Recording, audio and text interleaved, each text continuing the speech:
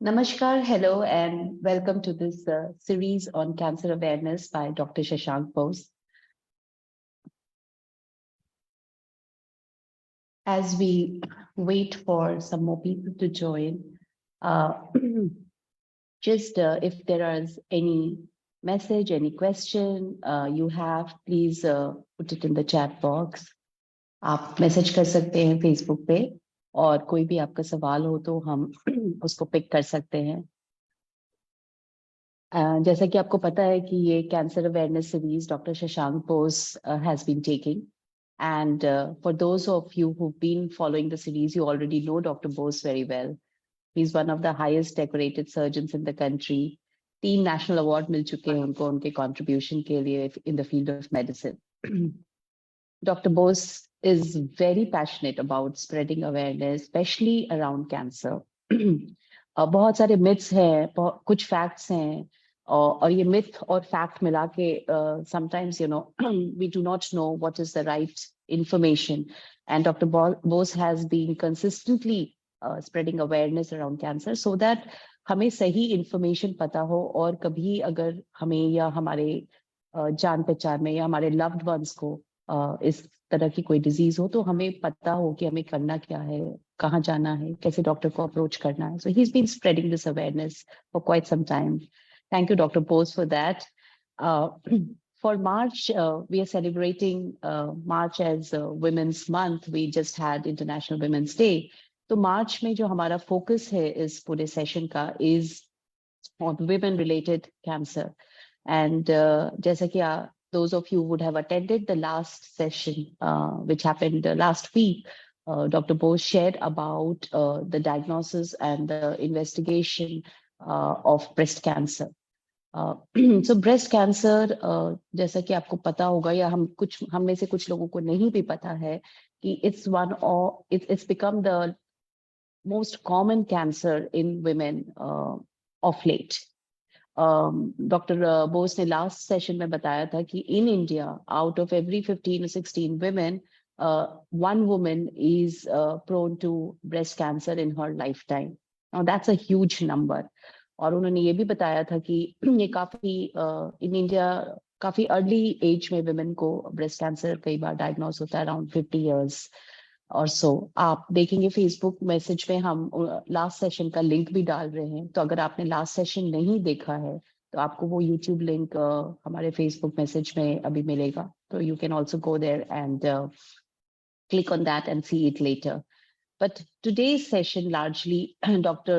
Bose is going to share information about the screening process of cancer, breast cancer especially. तो हम उसकी screening कैसे करें, हम सेल्फ एग्जामिनेशन कैसे कर सकते हैं और क्या स्क्रीनिंग प्रोसेस है. And when we go to the doctor, कुछ ऐसे सवाल जो हमें पता होने चाहिए, जो हमें अपने डॉक्टर से पूछना चाहिए, ताकि हमें पता हो कि हम सही सवाल पूछ रहे हैं और हमें डॉक्टर से सही इंफॉर्मेशन मिल रही है. So he is going to share information about this whole screening process in today's session. So let's welcome Dr. Bose to today's session. Thank you, Dr. Shashank Bose, for helping us get this awareness on breast cancer. Over to you from here. Thank you very much, Shilpi. नमस्कार बहनों और भाइयों, मैं आज breast cancer पे दूसरा lecture दे रहा हूँ. जैसा शिल्पी ने बताया, मैं लास्ट लेक्चर जो कि 4 तारीख को था, मैंने ब्रेस्ट कैंसर के बारे में सब कुछ बताया था. और आज मैं बताने जा रहा हूँ कि ब्रेस्ट कैंसर की स्क्रीनिंग क्या होती है. मतलब यह है कि आप ब्रेस्ट कैंसर को कैसे सस्पेक्ट कर सकते हैं. जैसा कि बताया गया कि ब्रेस्ट कैंसर बहुत कॉमन डिजीज हो गई है और ये भी पता लग गया है कि ब्रेस्ट कैंसर को जितनी जल्दी से जल्दी पकड़ा जाएगा अर्ली स्टेज में, उतना अच्छा उसका इलाज होगा, उसमें म्यूटिलेशन कम होगा, उसके रिजल्ट कम से कम 90-95% में एकदम क्योर हो जाएगी डिजीज. इसलिए उसके लिए जरूरी है कि स्क्रीनिंग क्या है. स्क्रीनिंग हम ब्रेस्ट कैंसर में एक नॉर्मल, जैसे कि आप कहते हैं कि हेल्थ चेकअप हर साल करवाना चाहिए, और हेल्थ चेकअप में ब्रेस्ट कैंसर का चेकअप ये बहुत इंपॉर्टेंट है हर एक लेडी के लिए। और जैसा कि साइंटिफिक बेसिस है कि इसको डिजीज को अर्ली स्टेज में पाने से ये कैंसर क्योर हो सकता है। और दूसरा ये है कि ब्रेस्ट कैंसर को अर्लियर स्टेज में पकड़ा जाए, जिससे कि आपका समय, पैसा और आपका फिगर ठीक से रह सके। एक तो नॉर्मल लेडीज में मतलब आपको कुछ ऊपर से कुछ भी हो या ना हो ये पता है, यानी खाली जो नॉर्मल स्त्री है, जैसे आप हेल्थ चेकअप करवाते हैं वैसे ही चेकअप, हेल्थ चेकअप में ब्रेस्ट का भी चेकअप करवाना चाहिए। और दूसरा है जो हाई रिस्क पेशेंट्स है, मतलब हाई रिस्क मतलब उसमें आप ये करें कि जो मरीज हाई रिस्क हम किसे कहते हैं कि जिसमें कि family history of breast cancer, family history में अगर माँ को, बहन को या बेटी को ब्रेस्ट कैंसर हुआ है तो चांसेस है कि जेनेटिक इसके कारण आपको भी कैंसर हो सकता है। हालांकि ये खाली 5 या 10% में ही होता है। अगर एक लेडी को कैंसर एक ब्रेस्ट में हुआ है तो कहीं ये बीमारी दूसरे ब्रेस्ट में तो नहीं आ गई है। और अगर उसके ब्रेस्ट में एग्जामिनेशन करवाया है और उसमें कोई गिल्टी है जो कैंसर की नहीं है, जैसे कि फाइब्रोएडिनोमा है, फाइब्रोसिस्टिक डिजीज ऑफ ब्रेस्ट है, अगर ये कुछ है, यानी ये 3 जो अगर चीजें हैं तो उसको हम लोग हाई रिस्क, मतलब उस लेडी में कैंसर ब्रेस्ट होने के चांसेस अधिक होते हैं। उन लेडीज में जो स्क्रीनिंग है ये 35 से 40 इयर्स में शुरू कर देना चाहिए। बाकी एक नॉर्मल लेडीज में जिसमें भी कोई भी रिस्क नहीं है वो 45 या 50 इयर्स में भी ब्रेस्ट कैंसर के लिए स्क्रीनिंग करवा सकते हैं। ब्रेस्ट कैंसर की स्क्रीनिंग के क्या तरीके हैं? सबसे इंपॉर्टेंट और सबसे आसान तरीका है ब्रेस्ट सेल्फ एग्जामिनेशन, माने अपने ब्रेस्ट का खुद एग्जामिन करे। हर महीने माहवारी शुरू होने के 14वें या 15वें दिन ब्रेस्ट को अपने एग्जामिन करे। इसका एक तरीका होता है जिसको कि आपको सीखना होगा। ये इंटरनेट पे भी मिलता है, मेरी जो किताबें मैंने लिखी है उसमें भी है। इसलिए एक ठीक तरीके से हर महीने अपने ब्रेस्ट का सेल्फ एग्जामिनेशन करें। इसमें 2 से 3 मिनट लगते हैं लेकिन इसका फायदा बहुत ज्यादा है। दूसरा तरीका है कि आप हर साल एक डॉक्टर के पास जाकर अपना एग्जामिनेशन करवाएं, यानी ब्रेस्ट सेल्फ एग्जामिनेशन तो कराएं, लेकिन डॉक्टर के पता ज्यादा होता है, उनकी उंगलियां ज्यादा सेंसिटिव होती है, इसलिए उनके पास साल में एक बार जाकर अपना फिजिकल एग्जामिनेशन जरूर करवाएं। जैसे आप अपना ब्लड प्रेशर चेक करवाते हैं, हार्ट चेकअप करवाते हैं, डायबिटीज देखते हैं, उसी तरह अपने ब्रेस्ट का और जेनिटलिया का भी एग्जामिनेशन करवाना बहुत जरूरी है। तीसरा और जो कि सबसे इंपॉर्टेंट है ये मेमोग्राफी। और मेमोग्राफी जैसे कि मैंने लास्ट टाइम भी बताया था कि मेमोग्राफी को आप अल्ट्रासाउंड में के द्वारा कर सकते हैं। यंगर अगर पेशेंट है उसमें अल्ट्रासाउंड के द्वारा मेमोग्राफी करनी चाहिए, नहीं तो ये एक्सरे के द्वारा भी मेमोग्राफी कर सकते हैं, CT scan, MRI, PET scan, इनके द्वारा भी। लेकिन आमतौर पर मेमोग्राफी करते हैं अल्ट्रासाउंड द्वारा और डिजिटल एक्सरे द्वारा। ब्रेस्ट सेल्फ एग्जामिनेशन जो मैंने बताया ये स्क्रीनिंग टूल है, और लेकिन दुख की बात तो ये है कि जानने के बाद, हमारे बताने के बाद भी 1/3 मतलब खाली 33% लेडीज अपना सेल्फ एग्जामिनेशन करते हैं। क्यों नहीं करते हैं इसका उत्तर तो वही लोग दे सकेंगे। 1/3 बॉदर नहीं करते, बिल्कुल 1/3 करते हैं, 1/3 बॉदर नहीं करते हैं, और बाकी 1/3 33% उनको समझ में ही नहीं आता कि ब्रेस्ट का कैसे सेल्फ एग्जामिनेशन करना है, इसलिए करते नहीं।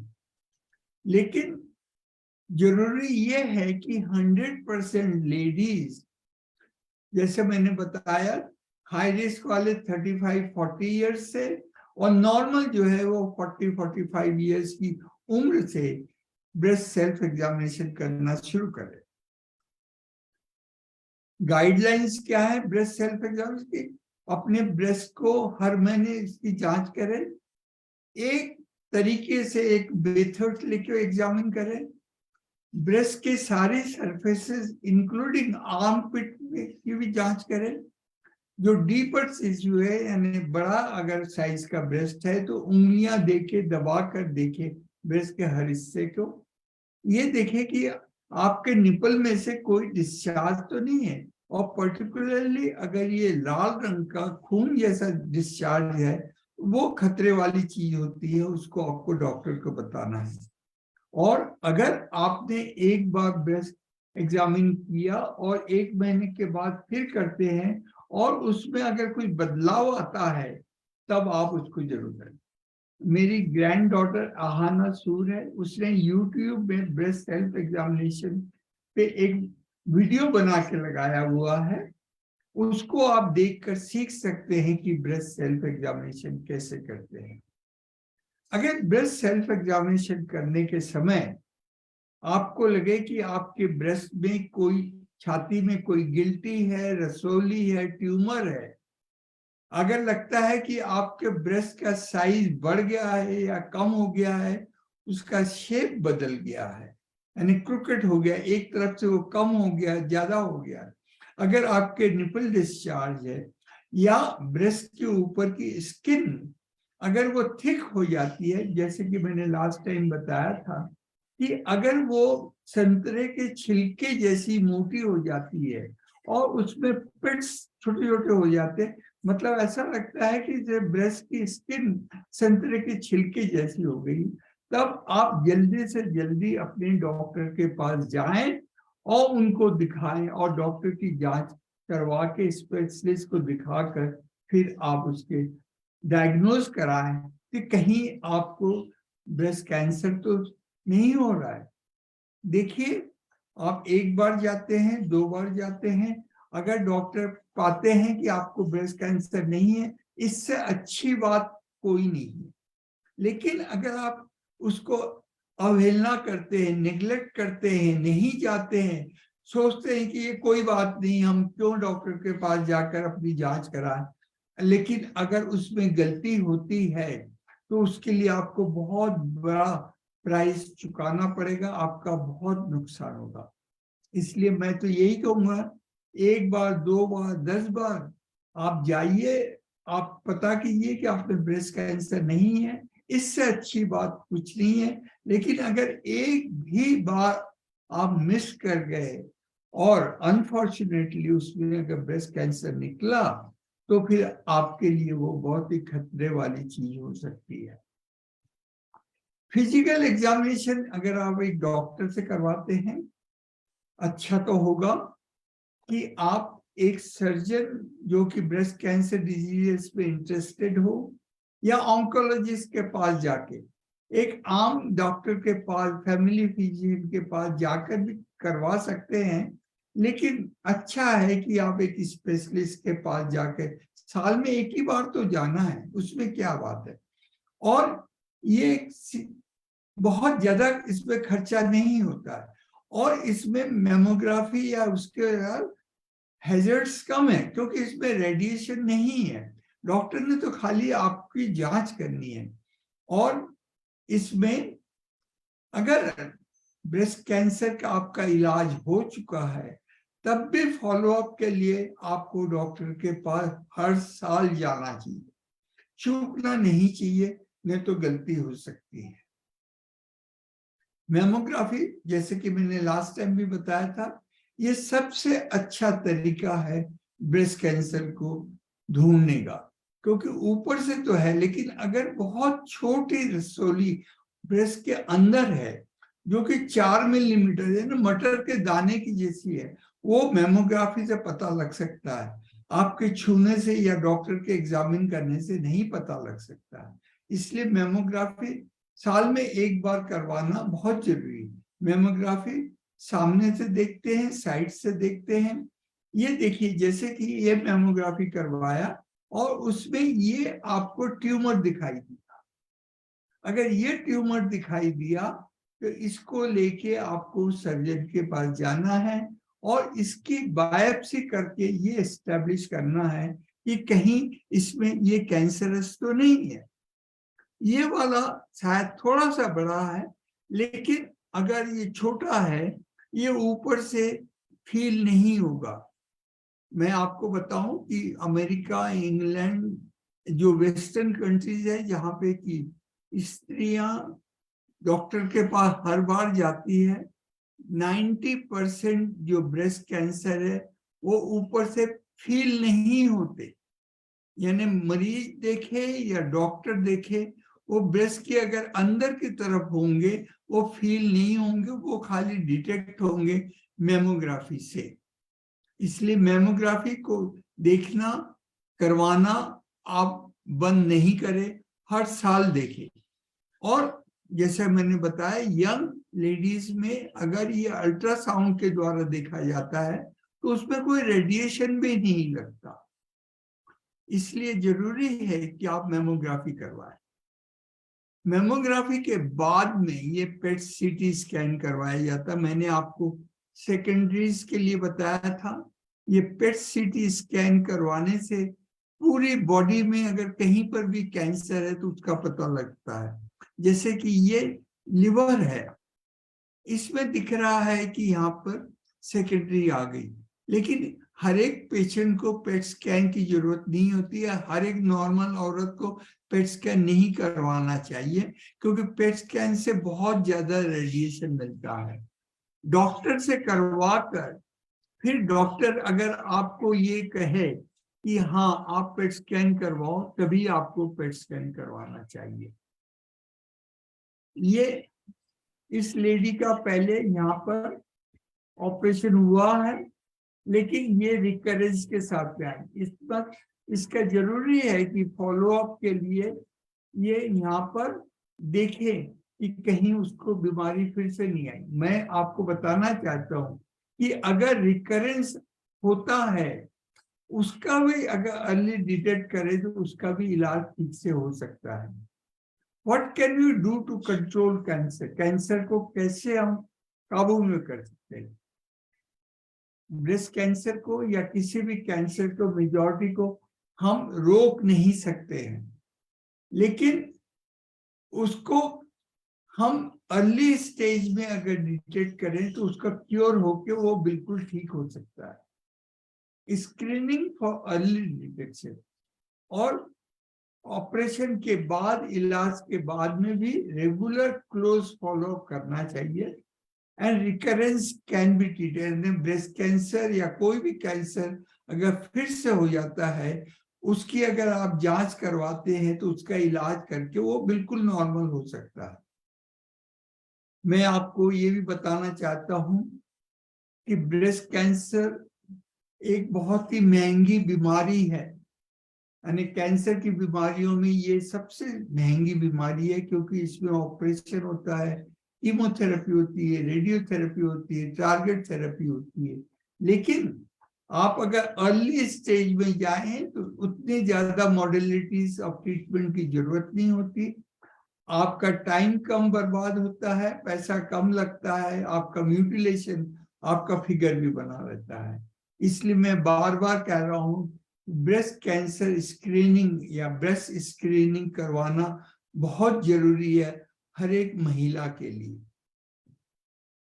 ये मेरी ग्रैंड डॉटर है जो चिल्लाकर आप लोगों को वार्निंग कर रही है, इस बीमारी को आप भूले नहीं, इसको, इसकी आप कदर करें, इसको देखें, जिससे कि आपको ब्रेस्ट कैंसर नहीं हो।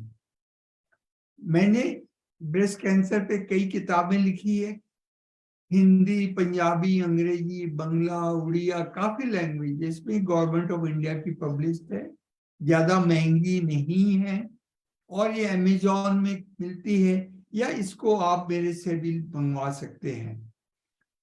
कई लोगों का, कई स्त्रियों का ख्याल है कि ब्रेस्ट कैंसर अगर एक जगह एक बार हो जाता है तो उसमें मौत जरूरी है। ये बात बिल्कुल गलत है। अर्ली स्टेज में 90 से 95% ब्रेस्ट कैंसर ठीक हो जाते हैं। ये एक किताब है जिसमें कि ब्रेस्ट कैंसर के 16 मरीजों ने अपनी स्टोरीज लिखी है, और ये वो मरीज है जो कि ब्रेस्ट कैंसर के इलाज के बाद 20 से 25 साल तक बिल्कुल ठीक है, उनको अब बीमारी नहीं है। ये बताया है आप लोगों की शिक्षा के लिए, आप लोगों की मॉरल बूस्टिंग के लिए। बहनों, अगला सेशन होगा कार्सिनोमा सर्विक्स पे, क्योंकि ये वुमेन्स मंथ है। 18 मार्च को इसी समय आपको अगर किसी भी चीज की जरूरत है, कोई भी क्वेश्चन है, या तो आप मेरे को या रश्मि सेठी को आप कांटेक्ट कर सकते हैं। Thank you very much.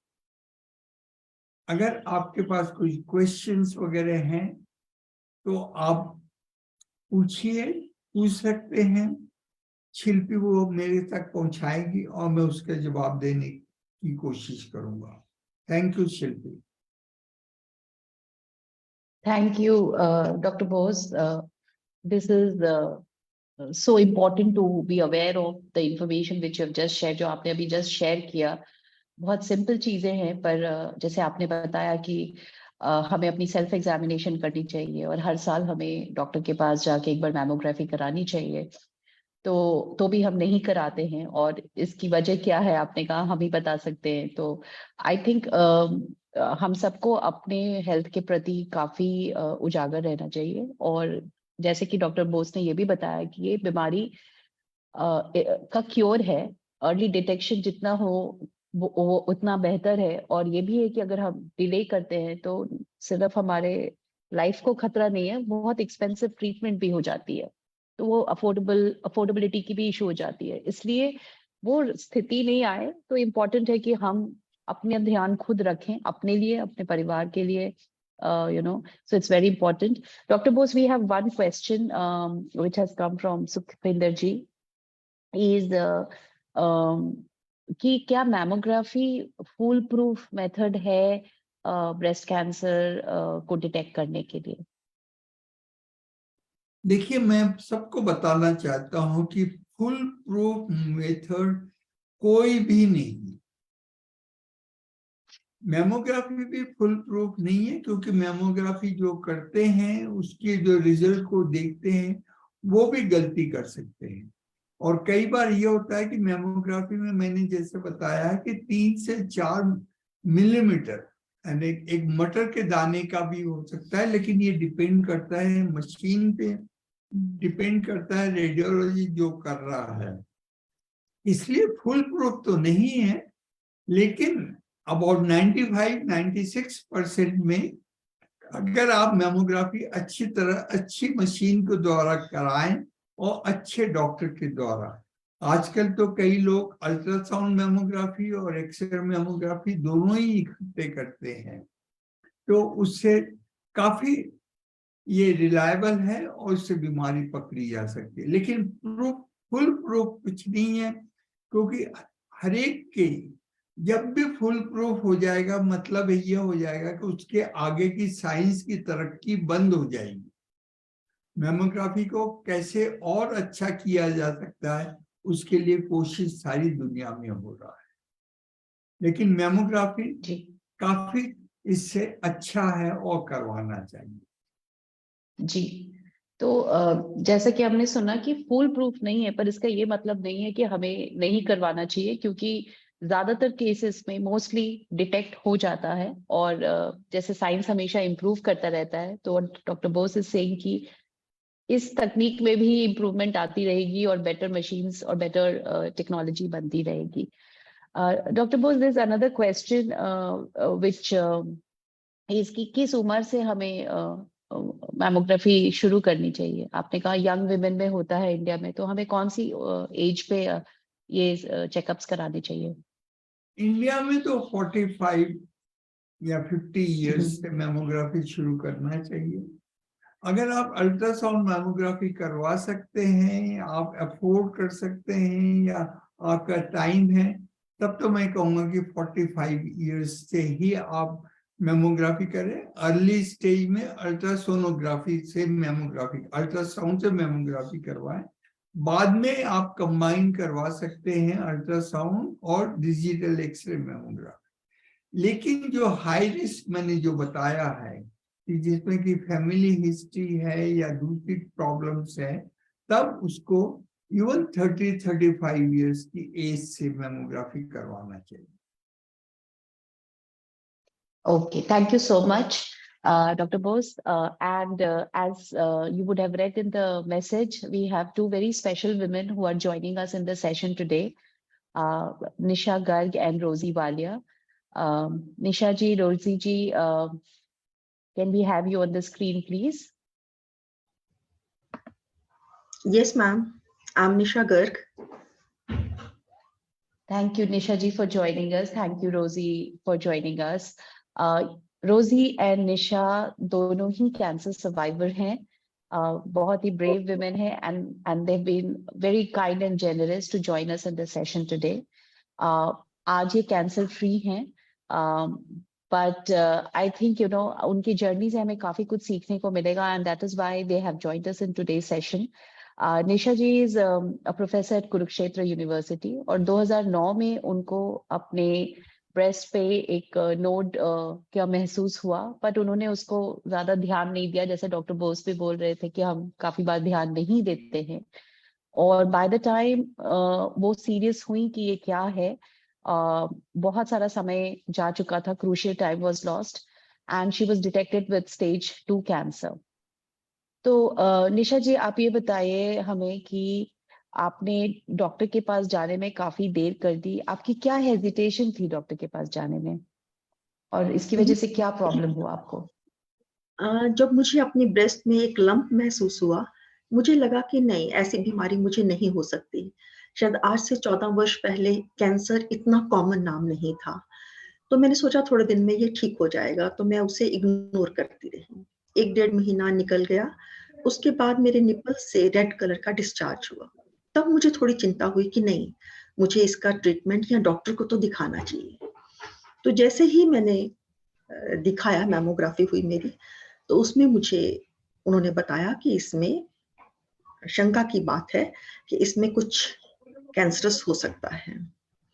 फिर मैं डॉक्टर बोस के पास गई, उन्होंने जैसे ही मुझे ट्रीटमेंट करने को कहा, टेस्ट किए मेरे, और उसके बाद मेरी 6 कीमो हुई, जो 21 दिन के अंतराल पे होती थी। 28 दिन मेरी रेडियोथेरेपी हुई, और बीच में सर्जरी हुई। तो इतना लंबा मेरा ट्रीटमेंट चला। अब मुझे लगता है कि अगर मैं जल्दी कर लेती, शुरू में ही डिटेक्ट कर लेती, तो शायद मेरा ट्रीटमेंट इतना लंबा और इतना टफ ना होता। तो इसलिए मेरा सभी को ये मैसेज है कि जरा सा भी आपको शक हो, वैसे तो ये बीमारी किसी को ना हो, मैं ये विश करती हूँ, परंतु अगर जरा सा भी शक हो तो इमीडिएटली हमें डॉक्टर के पास जाना चाहिए। उस शक का निवारण हो जाएगा अगर आपको कोई दिक्कत नहीं है, अगर है तो उसका इमीडिएट ट्रीटमेंट भी हो जाएगा। तो मैं सभी को ये कहूंगी कि don't ignore yourself, especially your breast, keep examining. Thank you so much Nisha ji, it's very important, क्योंकि हम हर बार सोचते हैं अच्छा कुछ नहीं है, थोड़ी दिन बाद देख लेंगे, लेकिन इस केस में हमें ऐसा बिल्कुल नहीं सोचना चाहिए। थोड़ा भी कुछ महसूस हो तो इमीडिएटली डॉक्टर के पास जाना चाहिए। इट्स वेरी गुड कि कुछ ना हो, हम सब विश करेंगे कि कुछ ना हो, लेकिन अगर कुछ हुआ तो उसका इलाज जल्दी हो सकता है, डिटेक्शन जल्दी हो सकता है। एंड जैसे निशा जी बताएं कि उनका ट्रीटमेंट में इतने प्रोसेसेस हुए, शायद अगर वो इमीडिएटली उसको ध्यान देती तो इतना लंबा ट्रीटमेंट और इतने प्रोसेसेस के थ्रू उनको नहीं गुजरना पड़ता। तो Nisha ji, today you are cancer free, but when we were talking to you, you said that आप अभी भी रेगुलरली अपने चेकअप के लिए जाती हैं, और तो अभी भी आप क्यों जाते हैं, और क्यों इम्पोर्टेंट है कि कैंसर फ्री होने के बाद भी आप चेकअप के लिए रेगुलरली जा रही हैं? यस मैम, मैं कैंसर फ्री तो हो गई हूँ। रेगुलर चेकअप इसलिए जरूरी है कि रेगुलर चेकअप से आपको पता चलता है कि कोई दोबारा रेकरेंस तो नहीं है, और मेरे साथ हुआ भी। 1 साल के बाद ही मुझे लगा कि फिर से मेरे ब्रेस्ट में नोड्यूल्स हैं। उसको जब एग्जामिन किया गया तो डॉक्टर साहब ने मुझे सजेस्ट किया कि हमें इसकी सर्जरी करके इसको रिमूव करना चाहिए, क्योंकि मेरी कैंसर की हिस्ट्री है। तो इसलिए मैं कहूंगी कि रेगुलर चेकअप बहुत जरूरी है। उससे आपको पता चल जाता है कि आपको कोई फर्दर दिक्कत तो नहीं है। टचवुड, उससे आज तक 14 साल तक मैं बिल्कुल ठीक चल रही हूँ और मुझे किसी तरह की कोई प्रॉब्लम नहीं है। और ये सब मेरे चेकअप पे ही डिपेंडेंट है कि I am disease free now, of course, in a sense. That's तो so nice to इसलिए hear. रेगुलर चेकअप बहुत जरूरी है। That's so nice to hear. और आप कभी भी ऐसा होता है कि आप रेगुलर चेकअप के लिए जा रहे हो और आपको लगता है कि अब मैं बहुत बिजी हूँ, चलो इसको अगले महीने करा लेती हूँ, आप कभी भी डिले करते हो या बिल्कुल आप अपने नहीं, उस चीज को बिल्कुल प्रायोरिटी पे रखते हो? हाँ, नहीं, अब मैं इसको बिल्कुल डिले नहीं करती। जो पहली बार मैंने डिले किया उससे जो मेरे को लेसन मिला कि नहीं, this should be on priority, ये किया ही जाना This should चाहिए। be on priority. तो इसको क्यों डिले किया जाए। Thank you so much, Nisha ji. Thank you for sharing this. We will go to Rosie Wadia. Rosie, when she was detected with cancer, I think she was only 35 years old, mother of 3 children. एक young child था उनको जब उनकी cancer detect हुई थी. And Rosie, you felt a lump. आपको महसूस हुआ एक lump अपने breast पे. तो आपका क्या reaction था? क्या आप immediately डॉक्टर के पास गई? नो मैम, मैं इमीडिएटली नहीं गई। मेरा बेटा फिर सिर्फ 3 साल का था जब मुझे ये लम्प महसूस हुआ। तो फिर मैंने अपने मदर इन लॉ को बोला कि मम्मा मुझे कुछ लग रहा है कि कुछ है। तो मम्मा कहते कि नहीं, ये अभी दूध पी रहा है तेरा बेटा, तो शायद ये दूध की गिल्टी होगी, तू डॉक्टर को चेक करा ले, हो जाएगा ठीक, डिसॉल्व हो जाएगी, सेका वगैरह करो, लाइक ऐसा हो जाएगा। मैंने भी इसको इतना लाइटली ले लिया कि अच्छा चलो ठीक है, ऐसे ऐसे ही करते हैं। एंड देन फिर मैं यहाँ लोकल डॉक्टर में उनके पास गई पूछने। तो लोकल डॉक्टर ने भी यही कहा कि हाँ ये हो जाता है, आप एडमिट हो जाओ, आपका सुबह ऑपरेशन करेंगे, 2 दिन बाद आपको छुट्टी हो जाएगी, आप घर चले जाना। मैंने कहा ठीक है, इट्स ओके। तब मैं घर आई, घर आके मैंने अपने हस्बैंड से, अपने मदर इन लॉ सबसे बात की। तो मेरे हस्बैंड कहते हैं कि नहीं, हमको ना इसको इतना लाइटली नहीं लेना चाहिए, क्योंकि तेरे मम्मा को भी था कैंसर, ब्रेस्ट कैंसर, तो हम इसको चंडीगढ़ ही दिखाएंगे। तो उन्होंने अच्छा, मुझे, तो आपके फैमिली हिस्ट्री में भी थी, हाँ आपकी जी, मदर को भी ब्रेस्ट कैंसर, उसके बावजूद भी आपको ये स्ट्राइक नहीं हुआ कि आपको पहले डायरेक्टली स्पेशलिस्ट के पास जाना चाहिए? यस मैम, मेरे को नहीं महसूस हुआ। तो क्योंकि मेरे को ये लगा कि दूध पीता है, मेरी मदर इन लॉ ने जैसे मुझे बताया था कि ये जब बच्चा दूध पीता है ना तो गिल्टी हो ही जाती है, गिल्टियां हो जाती हैं, हम सेका वगैरह करते हैं तो ठीक हो जाती है नॉर्मल लेडीज को, कोई ऐसी डरने वाली बात नहीं। तो मुझे इतना, मैंने भी उनका कहना मान लिया कि हाँ चलो ठीक है, मम्मी कह रही हैं तो ठीक ही होगा। बट फिर मेरे हस्बैंड मैं कहते यहाँ नहीं, पे कहना है। चाहूंगा मैं यहाँ पे कहना चाहूंगा कि ये जो है आदत कि अपनी बीमारी के बारे में अपनी माँ से, मदर इन लॉ से, सिस्टर से, सहेली से, अड़ोस पड़ोस में बताना, ये बिल्कुल गलत है। As a matter of fact, आपको अगर कोई बीमारी होती है तो आप डॉक्टर के पास जाए, और खास करके अगर कैंसर का थोड़ा बहुत भी शक है तो वो डॉक्टर आयुर्वेद, होम्योपैथी, यूनानी, तिब्बतियन डॉक्टर नहीं हो, आप एलोपैथी के डॉक्टर के पास जाए। आपको आपकी मदर इन लॉ ने बताया, ये किया, खैर अक्लमंद है आपके हस्बैंड जिन्होंने कहा कि नहीं, आपको चंडीगढ़ जाकर इलाज करवाना चाहिए। तो मैं सबको बताना चाहूंगा कि अगर है तो आप राय इंटरनेट से नहीं लीजिए, अड़ोस पड़ोस से नहीं लीजिए, कॉम्पिटेंट डॉक्टर के पास जाइए। चलिए बोलिए रोजी, आगे बोलो। हाँ जी, फिर मेरे हस्बैंड ने कहा कि हम चंडीगढ़ ही चेक कराएंगे। तब हमने चंडीगढ़ मैंने अपने ब्रदर सिस्टर से बात की। उन्होंने कहा जहाँ मम्मी का ऑपरेट हुआ है, जिन्होंने करा है डॉक्टर ने, हम उनको ही चेक कराएंगे। तब हमें पता लगा, फिर हम डॉक्टर के पास गए। उन्होंने फर्स्ट जज में देख लिया था कि ये कैंसर ही है 100%। तब मेरा फिर उन्होंने ट्रीटमेंट शुरू कर दिया। कीमोथेरेपी हुई मेरी 21 डेज के बाद, एंड देन रेडियोथेरेपी। अब मेरी हार्मोन थेरेपी चल रही है। आफ्टर 6 मंथ्स में जाती हूँ पीजीआई वगैरह चेक करवाने के लिए regular. Okay so in this case जैसे डॉक्टर बोस ने भी बोला और रोजी ने भी बताया कि फैमिली हिस्ट्री होने के बावजूद इनको पहला ऐसा आया नहीं ख्याल कि ये कैंसर हो सकता है, but her husband intervene which was very I will say fortunate that you went and it got detected. रोजी, आपके रोजी होने आपके के और मेरे पास आने में कितना टाइम आपका लगा? कितने महीने लग गए थे या कितने साल?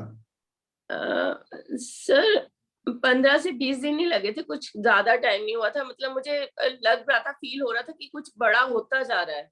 जब मैं आपके पास आई थी तब वो थोड़ा छोटा ही था, पर बाद में एकदम से इंक्रीज कर, मल्टीपल कैंसर होने की वजह से वो एकदम से उसका साइज इंक्रीज होता जा रहा था। तब डॉक्टर ने ही मुझे बताया था, डॉक्टर बोस ने, कि ये बहुत जल्दी जल्दी हो रहा है, इसलिए हमें जल्दी से ऑपरेट करके इसको निकालना होगा। आफ्टर 2 कीमोस मेरी सर्जरी हो गई थी एंड सर ने उसको मतलब निकाल भी दिया। उसके बाद मेरी आगे कीमोस चलती रही। कीमोस के बाद फिर Okay. जो ट्रीटमेंट जैसे कहते थे वैसे हम फॉलो अप रखते थे। आपके यंग बच्चे थे रोजी, और आपके ट्रीटमेंट के टाइम आपके पैर में भी थोड़ा प्रॉब्लम हो गया था, घाव हो गए थे, जिसकी वजह से थोड़ा आपकी मोबिलिटी रिस्ट्रिक्ट हो गई थी। तो मतलब ये काफी इमोशनली भी आपके लिए डिफिकल्ट रहा होगा, and with young children as a mother also difficult रहा होगा। तो इमोशनली आपने अपने आप को, मतलब आज हम आपको देख रहे हैं, आप कैंसर फ्री हैं, आप स्माइल कर रही हैं, आप हमें इंस्पायर कर रही हैं, आपने तब अपने आप को इमोशनली कैसे स्ट्रांग रखा, कैसे इतने डिफिकल्ट टाइम में? क्योंकि जितना डॉक्टर का हमारे प्रति योगदान होता है, हमें भी अपने ठीक होने के लिए उतना ही योगदान करना पड़ता है। तो how did you keep yourself ma'am, emotionally strong?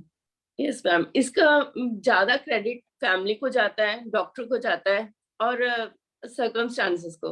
Just like मेरे हस्बैंड ने और मेरी फैमिली ने मेरे को बहुत ज्यादा सपोर्ट किया कि नहीं, कुछ नहीं है रोजी, इससे हम कवर अप कर लेंगे, ये कोई ऐसी है। डॉक्टर बोस ये भी मेरे को हमेशा ही कहते कि तू तो ठीक हो जाएगी, तू तो ठीक है, तू ऐसी कर रही है कोई मतलब उन्होंने मेरा पॉजिटिव रहे हैं, वो हमेशा पॉजिटिव रहे। जब सर पॉजिटिव होते थे, डॉक्टर बोस, तो मुझे होता था कि जब इनको कुछ नहीं लग रही मेरी बीमारी, तो मैं क्यों अपने आप को फील करूं। मैं अंदर से खुद ही मोटिवेट हो जाती थी। कुछ मैं अपने, मेरे बच्चे बहुत छोटे थे, मैंने को बताया 3 साल का बेटा था मेरा बस, और 2 बेटियां और भी हैं। इनको देखकर भी कि मुझे नहीं, ठीक होना ही होना है, इट्स रोजी, मस्ट। अपनी मम्मा को दिखाओ अगर वो आसपास हैं आपके। यस मैम, वो 1 मिनट बुलाती हूँ मैं, सर वो थक गए थे, मैं बुला अभी लीजिए। बुलाती हूँ। बुला मम्मा, ठीक लीजिए। है। Just wait. हाँ जी। रोजी की माँ, जिनको भी कैंसर था, जिनको डॉक्टर बोस ने ट्रीट किया था, वो भी बिल्कुल कैंसर फ्री हैं और बिल्कुल ठीक है। तो जैसे डॉक्टर बोस ने बताया कि हमें डरना नहीं है, हमें डेफिनेटली प्रिवेंट करना है, लेकिन डरना नहीं है। और अगर किसी को अगर हो भी जाता है कैंसर डिटेक्ट, उसका इलाज है। अगर आप सही डॉक्टर के पास सही ट्रीटमेंट कराएं, सही टाइम पे कराएं, उसका इलाज है और आप कैंसर फ्री लाइफ आराम से लीड कर सकते हैं, नॉर्मल लाइफ लीड कर सकते हैं। फैमिली हिस्ट्री मतलब जितने फैमिली मेंबर्स को ज्यादा को होगा, जैसे अगर 2-3 बहनों को ब्रेस्ट कैंसर होता है या माँ को होता है, बेटी को, यानी उसमें चांसेस कैंसर होने के बहुत ज्यादा है। नमस्कार, ये है रोजी की मम्मा, हाँ जी, जिनका मेरी इलाज मदर है। हाँ जी नमस्कार। इनको 19 कब हुआ था? नमस्कार। हाँ जी, बताओ 1996 96 में 96 में, मतलब अभी भी ये ठीक है। अगर 96 में इनको ब्रेस्ट कैंसर हुआ था, इलाज कराया था, अब ठीक है, तो रोजी को तो और ज्यादा ख्याल रख के, पता नहीं ये रेगुलर स्क्रीनिंग करवाती थी कि नहीं करवाती थी। लेकिन हाँ जी ये रोजी, मेरा ख्याल है किस एज में आपको डेवलप हुआ था ये? सर, 35 इयर्स की थी मैं। 35 तो काफी यंग एज है। मैं यस ये सर। भी बताना चाहता हूँ कि अगर फैमिली हिस्ट्री हो तो ब्रेस्ट कैंसर अर्ली एज में हो जाता है, और जितना भी अर्ली स्टेज में ब्रेस्ट कैंसर होगा, उसके चांसेस खराब होने के ज्यादा है। ठीक है, ओवर टू यू शिल्पी।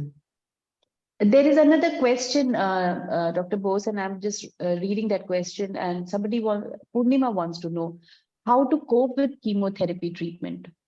क्योंकि कीमो से भी काफी लोगों को डर है और बहुत लोग कीमो रेजिस्ट करते हैं। देखो, कीमो दर्द तो हर एक इलाज का है, diabetes, heart problem, high blood pressure, kidney disease, liver disease, कोई भी बीमारी होती है उससे डर तो लगता है और उसका इलाज भी मुश्किल होता है।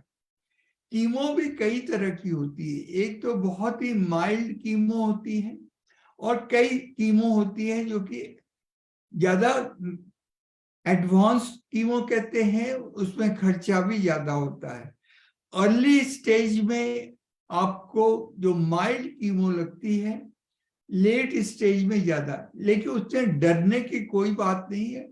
मैंने तो कई हमारे पीजीआई के डॉक्टर्स भी देखे हैं जिनको कि सवेरे कीमो लगा है और कीमो लगने के बाद वो ओपीडी में बैठ के डॉक्टर को देखते हैं। ये रोजी वालिया और ये मेरा ख्याल है निशा भी कीमो लगने के 3-4 घंटे के बाद में ये घर चले आए। निशा, आप कीमो लगने के कितने देर के बाद घर चली जाती थी? जैसे डॉक्टर साहब शाम को फ्री होती थी कीमो के बाद, उसके बाद मेरी डॉटर ही होती थी मेरे साथ, तो मुझे लगता था कि इसको ये ना लगे कि बहुत सीरियस चीज है मेरे साथ, तो हम लोग कॉफी पीने चले जाते थे, शॉपिंग के लिए चले जाते थे 17 सेक्टर, और उसके बाद हम कुरुक्षेत्र वापस आ जाते थे चंडीगढ़ से, और मैं अपना तो रेगुलर ज्वाइन आपको कर कितना लेती टाइम थी। लगता था कीमो में और उसके मेरे बाद को में हाँ कितने देर आप 6-7 घंटे, अस्पताल में रहती थी? 6-7 घंटे लगते थे डॉक्टर साहब मुझे कीमो में। रोजी, आपको? आप म्यूट पे हो रोजी, आप म्यूट पे हो। ठीक है, 6 to 7 अभी आवर्स ठीक है। थे मुझे भी। उसके बाद बस हम कीमो करवा के घर चले जाते थे। जितने भी कीमो है मैं जो करता हूँ वो एज ए डे केयर करता हूँ। पेशेंट करीबन 9 बजे आते हैं और 2-3 बजे तक वो, यानी कीमो के बाद आधा घंटा 1 घंटा अस्पताल में रहते हैं, फिर घर चले। दिक्कत तो जरूर होती है, जैसे थोड़ा जी कच्चा होता है, उल्टी आती है, कमजोरी होती है, भूख नहीं लगती है, लेकिन वो सब अपनी साइकोलॉजी पे डिपेंड करता है। कई तो होते हैं 2-3 दिन तक लेटे रहते हैं, कई होते हैं उसी दिन काम करने या अपना सब कुछ करने के लिए चले जाते हैं। इसमें कोई डरने की बात नहीं है। Okay, thank you doctor Bose. We are at 12:42। हमारे सवाल और आपके शेयरिंग इतने इम्पोर्टेंट है, इसलिए मैंने कंटिन्यू रखा इस कॉन्वर्सेशन को। बस जाने से पहले निशा एंड रोजी, आपका कोई क्विक मैसेज है 1 सेंटेंस में जो आप औरतों को और महिलाओं के साथ शेयर करना चाहती हैं? Nisha, you can go first. Yes ma'am, मेरा सभी को ये मैसेज है कि जरा सी भी आपको तकलीफ लगे, कोई लंप लगे, तो इमीडिएटली डॉक्टर के पास जाइए, उसको बिल्कुल डिले मत कीजिए। Okay. जितनी जल्दी आप डॉक्टर के पास जाएंगे उतनी ही क्विकनेस से आपका ट्रीटमेंट हो जाएगा और you will become disease free. Thank you, thank you, thank you Nisha. Rosy, आपका कोई मैसेज है? यस मैम, मैं भी यही कहना चाहूंगी कि बस हमेशा मोटिवेट रहें। कभी भी कोई बीमारी आती है उसको मतलब लाइटली मत लो, अपने आप को मतलब स्ट्रांग रखो, जाओ डॉक्टर से, उसका प्रोसीजर पूछो और अपना इलाज कराओ प्रॉपर्ली। इतना डरने की कोई जरूरत नहीं है, नॉर्मली ठीक हो जाते हैं, सब ठीक हो जाते हैं, कोई ऐसी बड़ी बात नहीं है कैंसर होना। अगर हिम्मत है तो हम इससे भी लड़ जाएंगे। Yes ma'am.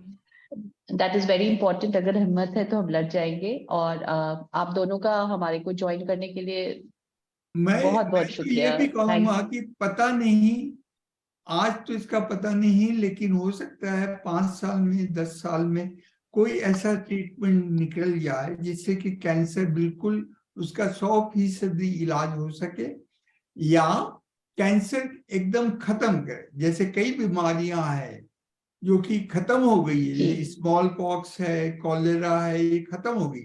हो सकता है ब्रेस्ट कैंसर भी एकदम खत्म हो जाए, लेकिन डरने से कुछ नहीं होता है। और जैसे रोजी ने बहुत अच्छी तरह बताया कि इसमें फैमिली सपोर्ट होना बहुत जरूरी है। जरूरी है। और जितने भी मरीज फैमिली सपोर्ट से आते हैं वो आमतौर पर ठीक हो जाते हैं, क्योंकि इसमें साइकोलॉजी बहुत ज्यादा काम करती है। जी, तो डर के आगे जीत है, डॉक्टर बोस ये बोल रहे हैं। और नेक्स्ट वीक सेम टाइम पे जैसे डॉक्टर बोस ने बताया सर्वाइकल कैंसर के ऊपर बातचीत होगी, तो आप हमें जरूर ज्वाइन कीजिए। और कैंसर के प्रति अपने आप को मोर ज्यादा अवेयर रखिए, और अपने आसपास भी अगर कोई लोग हों उनको भी ज्वाइन करने के लिए आप उनको मोटिवेट करें, इंस्पायर करें। Thank you everybody, thank you so much for joining us for this session. हाँ जी, थैंक यू thank मैम।